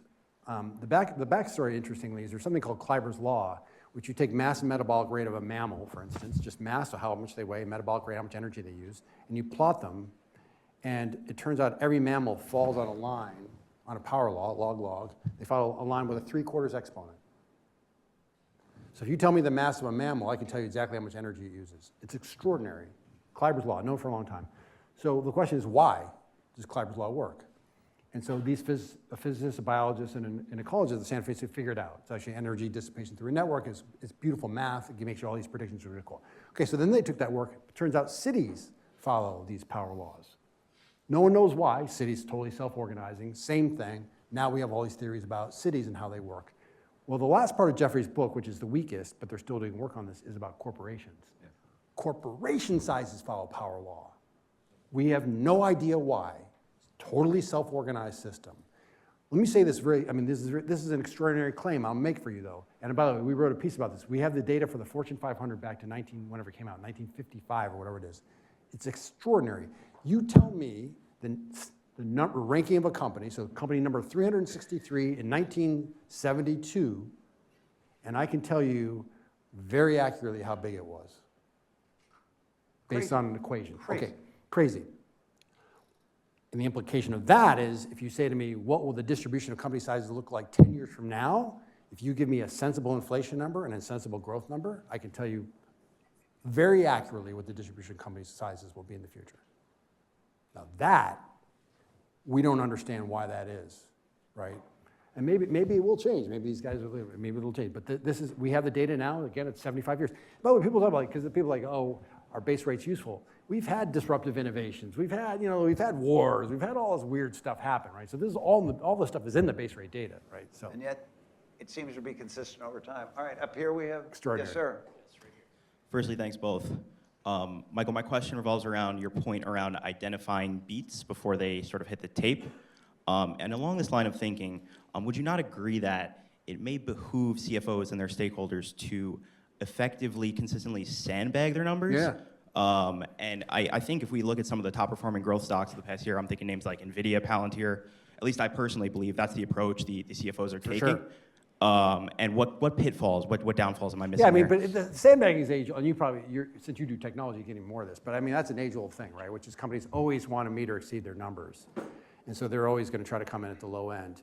Now, one of the fascinating things just to follow is what's happened to earnings, what's happened to stock prices following earnings announcements, right? And it is not atypical at all today where an announcement will say a company met its revenues and earnings forecast consensus, and the stock's down 15%. Now, there are a couple of reasons. One is the whisper numbers. In other words, the expectations were actually higher than what the stated numbers were. But the second is, I think increasingly, this is Baruch Levitt, NYU argues this, increasingly stock prices are moving as a function of projections, right, forecasts, versus the actual numbers themselves. Now, I'll just mention one quick thing. This has been a thought that just came to me in the last few days. It's not brilliant, but there's a really interesting new paper by Kailash Jain at Columbia Business School. Kailash is a young accounting professor. He's brilliant. You should follow his stuff. And it's basically about time arbitrage. And what he argues is there are certain types of stocks that are very difficult for investors to own. And as a consequence, they don't own them, there's too much turnover in them. And he argues certain stocks are owned long enough, they generate excess returns. They basically call it horizon. So it's an argument for time. Okay, so that paper in and of itself is super interesting. My overarching question is, might that be related to what we're seeing in the multi-strat, right, the pod shops, where we see now a very substantial amount of assets under management of firms that are trading very, very short term. The pod shops, by the way, have been brilliant. Their numbers are incredible. So the strategy clearly works. That's why they're getting a lot of assets. But their strategy is very short-term oriented, right? And so I'm wondering if that, we're talking, to go back, does indexing leave some sort of residue for active managers and value investors in particular? This is a super interesting question. I think that might be related as well. All right, we're going to do one. We could be here all night, but Yeah. people would have to go home and get toothbrushes. Christian, and then I'm going to ask you the last two. What, two more? Yeah, all right. Yeah, Christian, then Jonah, and then I'm going to ask the last question. Go ahead, Christian. Thanks, Paul. Yeah. All right, three more Christian, questions. yes. We haven't yet talked about risk in the conversation, and so would love how your thought process over your career has changed about risk. So when I think about base rates and kind of cash flow terminal rates, it's like we have Groundhog Day every year, and then we get up and we have the same cash flows for 15 or 20 years. And so if 50, 60% of the market is passive, they're not price discovery, how do we think about risk? I know the traditional way, but there is risk there. It just, what's your thought and how has it changed over time? I mean, the one thing, there are a bunch of thoughts, excellent question, Christian, a bunch of thoughts come to mind. First is I just want to echo something Paul said that's really important and maybe add one little dimension to it. So Paul's point is that if you think about the wisdom of crowds, right, wisdom of crowds works when there are three conditions in place. Heterogeneity or diversity of the underlying agents, right, so we have different points of view, and that's healthy, it's an ecosystem. Second is a properly functioning aggregation mechanism. So we all might have great ideas in our minds, but if we don't bring it together, it's not worth anything, so we need to aggregate it. Markets are perfect at that, obviously. And then third are incentives, right, so rewards for being right and penalties for being wrong. So, okay, and by the way, it doesn't have to be money, it could be reputation, it could be fitness for a species. There are lots of ways of thinking about incentives, okay. So here's the thing that's interesting. So you say, like, of those things, what's most likely to make markets flip from wisdom of crowds to madness of crowds? And I would argue probably it's diversity. So rather than each of us thinking independently, we correlate our views. By the way, we're a social species. We like to be with the group. Right? We often are very tribal. These are all symptomatic of the same basic phenomenon. So the diversity very time. Now here's the thing about diversity that's so fascinating. And agent-based models make this crystal clear if you look at them, which is super cool. You can reduce diversity. By that I mean like decision rules by investors. Reduce it. Nothing happens to the asset price. In fact, the asset price continues to go up. So Christian, you're making money on some strategy. My strategy is getting crushed. I'm like, this is no good. I'm going to drop what I'm doing. I'm going to just do what Christian does. What happens is I reinforce the initial reaction is it makes the asset price go back up.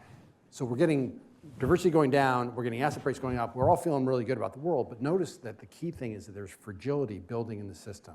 So you use the term PIS, but there's like fragility. And then what happens is all hell breaks loose, right? We get to a critical point, there are no more buyers or there are no more sellers on both. And then diversity is at a low, and then diversity goes back up and the asset price crashes, right? So this is a key thing, it's like a hidden fragility.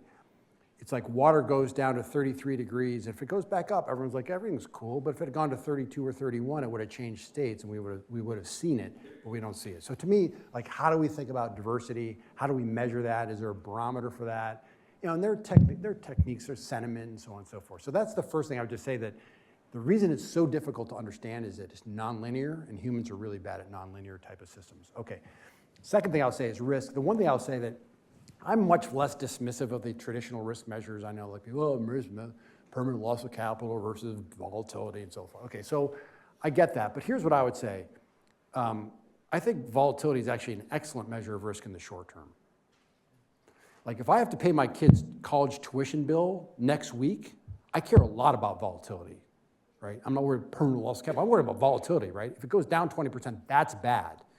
Right? So to me, it's a very temporal thing. There's a short-term dimension of it where that kind of thing is very important. Now, by contrast, if my kid's just born and I'm saving for 18 years into the future, then volatility is my friend. I'm psyched. Asset price goes down, I'm great, I'll buy more, right? So that doesn't affect me. So I think there's a temporal dimension to that as well.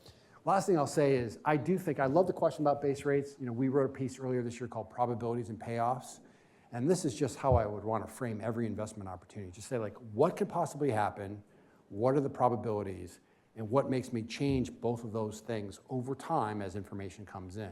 And I just obviously want to make positive expected value bets, but I want to understand not only just that it's a positive expected value bet, I want to understand the underlying distribution when I'm thinking about portfolio construction and so on and so forth. So I think it's a super interesting question. I'm looking for asymmetries, all that kind of stuff. So that's, to me, how I would think about risk. It's related to that. And by the way, if I were to recast Ben Graham in margin of safety to me is a discount to expected value, right? So I think those, Ben Graham, like, even the Mr. Market metaphor, I think complex adaptive systems language, I call it animating it. It doesn't supersede it. He had everything in it. But now we have frameworks to talk about this. We have ways to simulate this. We have ways to animate it. Margin of safety, same thing. We have to think about expected value, discounts, but we have ways to think about these things I think are richer than that was around at that time. So that's why those principles not only have stood the test of time, they're always going to stand the test of time. But now we have kind of newer and fresher and cooler ways to think about those models. It's like Darwin, he didn't understand genes, but he understood the mechanism. Once we understood genes, it was like, oh, now we can understand that so much better. Now, we grandfathered one more in before you. And then... Can I tell you, so two of my daughters are here. No, all three of my kids are here, so that's great. Do you guys want to ask a question? So no, they don't want to ask any questions because they're like bored. You have access to them all the time. They want to go out and have fun. But they will attest to this. So we went to a family vacation in London. I've gone to London for work. So we went as tourists. And so we're at the hotel and the guy says, concierge, the guy says, is there anything you want to do? Like, if it does Buckingham Palace, well, fine.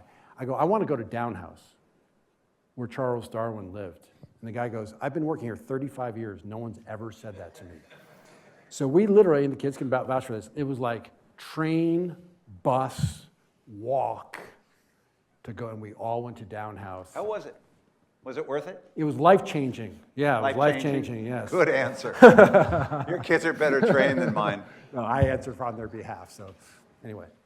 So maybe going back to the discussion about compounders and base rate and et cetera, if my understanding is correct, I think compounders are those which defy law of large numbers and continue to grow, and maybe a deviation of base rate, because when I think about what are the best compounders, you can argue maybe Moody's, like I guess in the word of Chris Holm, is a business that grew up revenue 10% forever. So I was curious, sort of, in your view, what's some of the best kind of large-scale business that are great compounders that really defy that law of large numbers? Well, the first thing that comes to mind, and this is probably literature you're familiar with, and if you're not, you definitely should look at it, is the work by Hank Bessenbinder. And Bessenbinder has studied every public company since the CRISP database came out, so 1926. It's about 24,000 companies. And by the way, they also have an international version of this, so I'm going to give you US data, but it's basically the same pattern internationally as well. About 60% of every company, of all the companies that have ever been public, have failed to earn treasury bill rate returns. So let me say that again. 60% of all companies that have ever been public have failed to earn Treasury bill returns. 40% have earned above it, and it turns out that about 2% of all companies have created about 90% of the economic wealth in history. 2%. So when you compound over time, it is a very, very small number of companies that create the vast amount of the wealth. And by the way, the leaderboard today is exactly all the companies you're thinking of. It's Apple and NVIDIA and Amazon and Google and so on and so forth, right? So, and by the way, again, not just a US phenomenon. This is another one of these things that's great. We don't understand why this is true. It's just a compounding thing, but like, why is it that good? They did the same data for international markets, same pattern. Okay, so now as an active manager, by the way, you sort of say to yourself, there are two strategies that present themselves as obvious. One is, I'm not going to be able to pick the 2% winners. I should just own everything. I'm going to own the 60% that stink, but I'm going to own the 2% to do really killer, and I'm going to earn the market rate of return. Perfectly fine. Go be a dentist. Life is good. Right? That's fine. The other argument is to say, I am going to figure out if I can stack the odds in my favor of owning that 2% and own those things in my portfolio. Right, so then the question is, what are the qualities or characteristics of those businesses? And then this does get into more qualitative stuff, but growth opportunities, balance sheets, and so on and so forth. So that's it. Now, there are a couple barriers to actually owning those stocks, especially professionally. Number one is if you own one of those stocks professionally, it becomes too big in your portfolio. So Nick Sleep and Zakaria, right, Nomad Fund. I don't know if you ever follow Nomad guys are great, by the way. They had a phrase, shared economies. Scale economies shared, which is the same as create more than you consume, right? They're great. They shut the fund down, had amazing numbers. When they shut the fund down, Amazon and Costco were 60%, let me repeat, 60% of the fund. By the way, until Berkshire Hathaway sold down their Apple stake, Apple was, of their public equity portfolio, Apple was 50% of the portfolio. You can't run a public fund and have the world's largest company at that time be half of your portfolio and charge people fees. So that's a problem, number one. And then problem number two is, which we documented in a piece we put out earlier this year, is these companies have massive drawdowns at some point on their journey to the top. And the average drawdown of these top 2% companies is about 80%. So if you are smart enough to have found one of these things and bought it at the right time, between here and the peak, you would have had an 80% drawdown. Who has the fortitude to own a stock through an 80% drawdown? That's why I think that's one of the characteristics.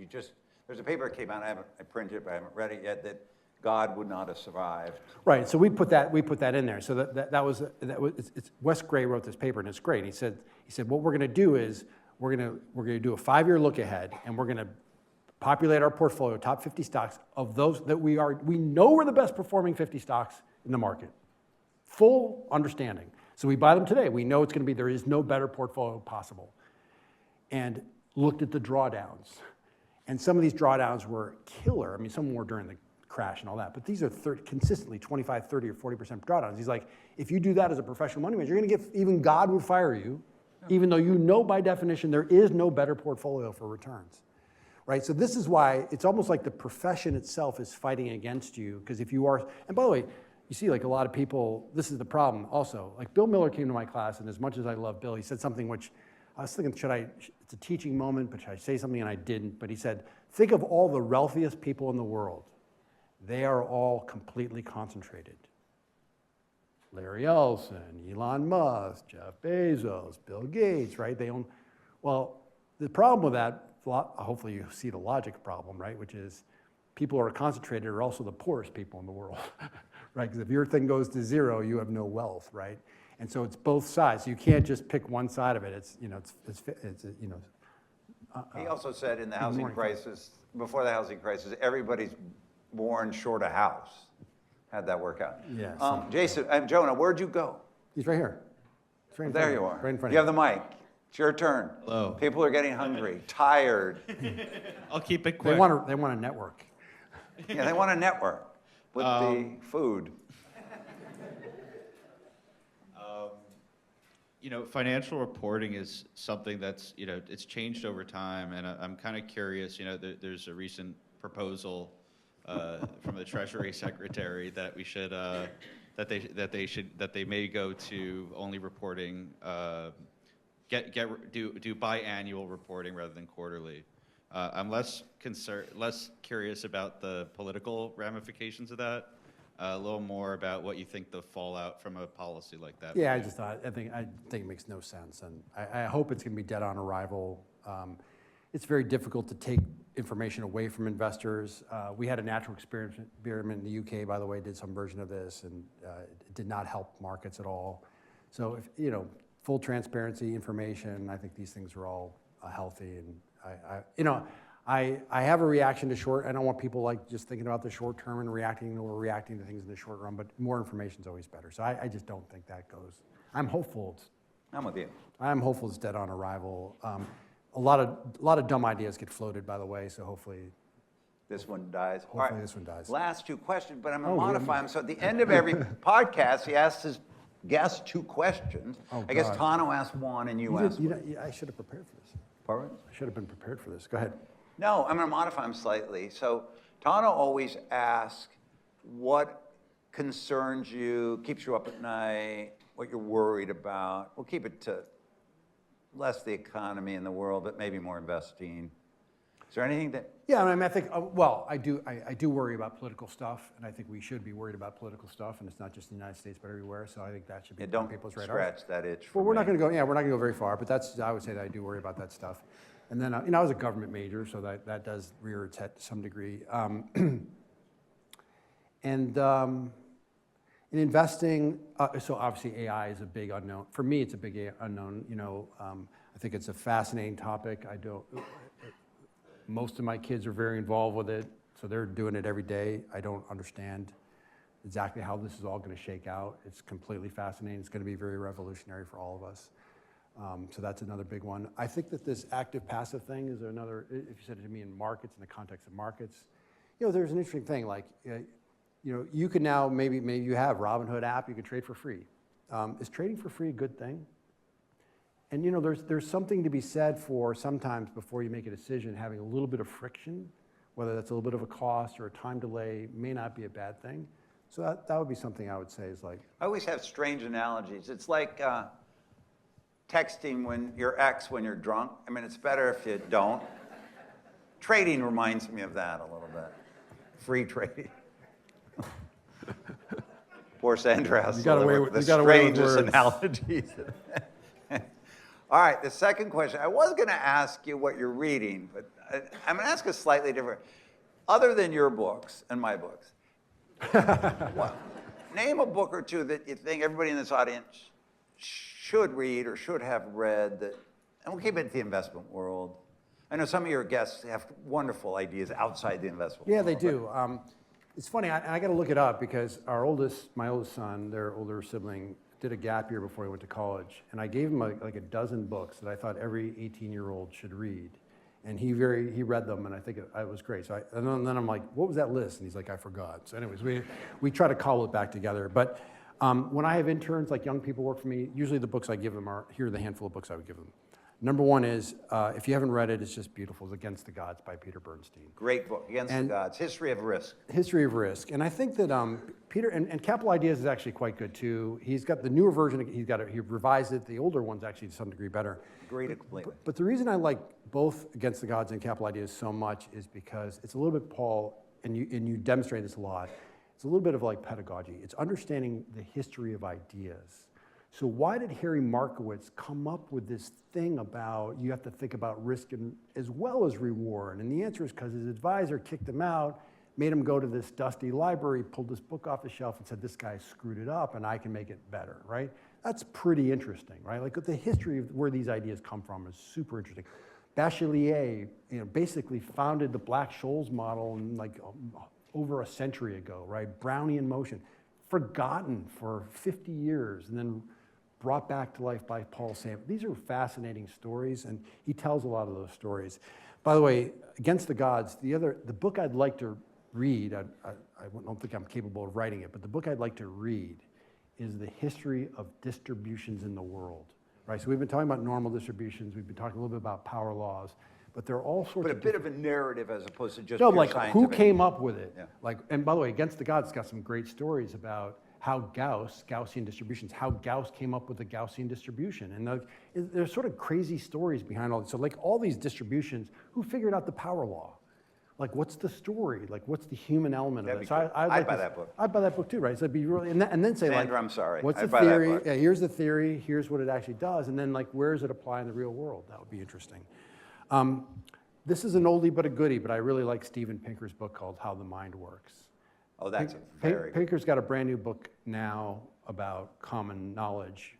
He's got a lot of great books in between, but How the Mind Works is just sort of one of these. If you want to understand how language is formed, Pinker's book on how the mind, a fabulous Yeah. section on language. Yeah. And so if you want to learn about neural nets, it's a good precursor. How the Mind Works, that's one. I would say Consilience by E.O. Wilson. I actually reread that recently. Consilience is a really powerful book, but E.O. Wilson wrote a lot of good stuff. I read the Richard Rhodes biography of Wilson, and so that got me to reread Consilience. So that would be one. And then the other one I really liked a lot was The Metaphysical Club by Louis Menand. And Louis Menand is a professor at Harvard, but the Metaphysical Club is about the history of,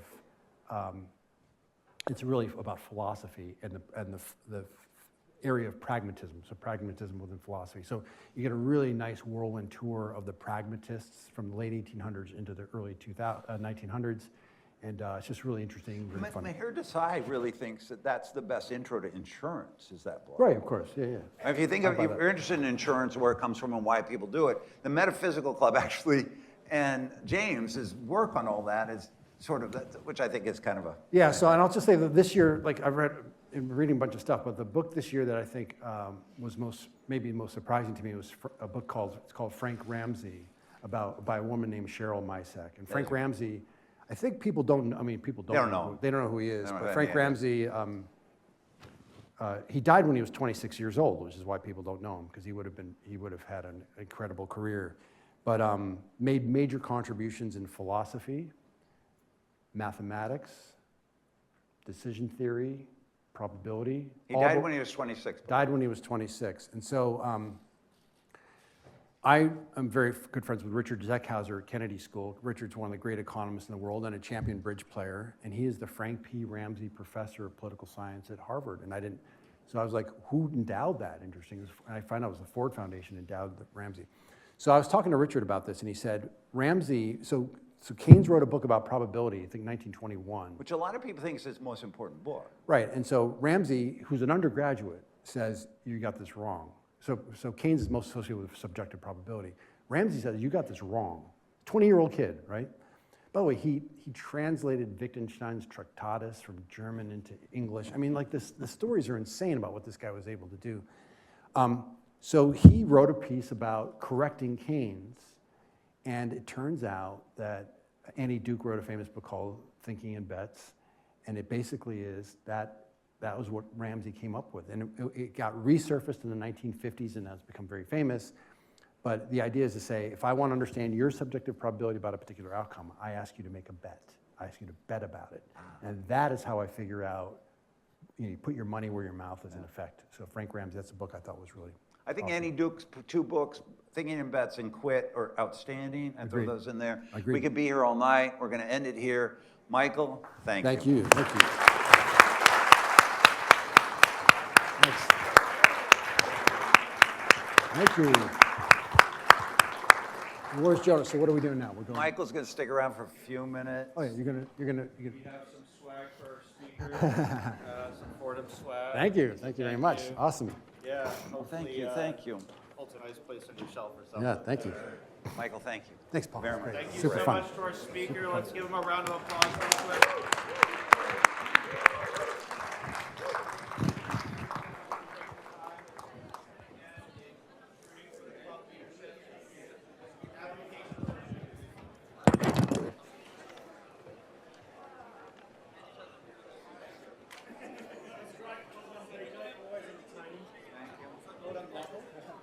I was actually going to ask you a question. It's going to be too long-winded, so I thought I'd wait. Paul knows I've been working on for the past 3 years this data set around human capital insight. My name's Dan. So, think about it. What have you taught us? all this stuff around strategy. This happens that the best managers are the ones that are able to innovate the most. You've got a company that's been able to attract the best employees, they're self-fulfilling, you can attract the best customers, they can get loyal. So I built this scraper, it's called this fintech. I was running a hedge fund in my MBA, and I was studying a fintech business. Built this scraper to go to market for these fintech. Realized companies that do things that others don't.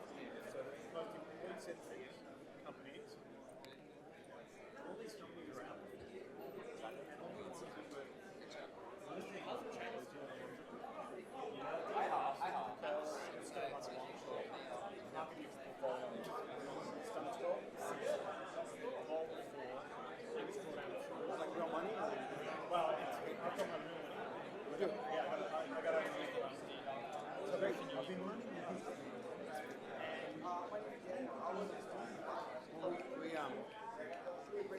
We are at a farm. So we have a guy, he sort of alluded to, but our setup is weird. So we have our investor team, and then we have 3 separate research teams. Disruptive, change, it's called sustainability, and then I'm density. Our sustainability guy is Thomas Kamei, and he's got an initiative called Cultural Quantum, trying to quantify, so he's got 2 or 3 threads. So if you remember, I'll write it down, Thomas Kamei, K-A-M-E-I, Thomas Kamei, Culture Quant. And you'll see it's going to be very resonant. It's a lot of the same type of stuff he's trying to figure out.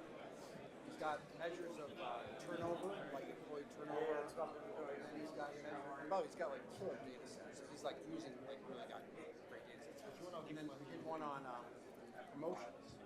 So are promotions internal or promotions from the outside? Internal promotions. So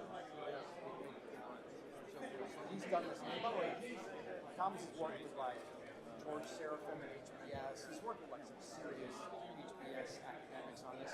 Culture Quant, Thomas Kamei, Counterpoint Global. And you'll see the stuff we've been doing. And he's got a fund called Tailwinds. One of the Tailwind strategies is related to culture. So the problem is that, and I don't know if you run into this, the feedback I gave him was, turnover is a good example. There's a challenge of causality, right? In other words, do people stay at the company because it's doing well, or does does well because people stay?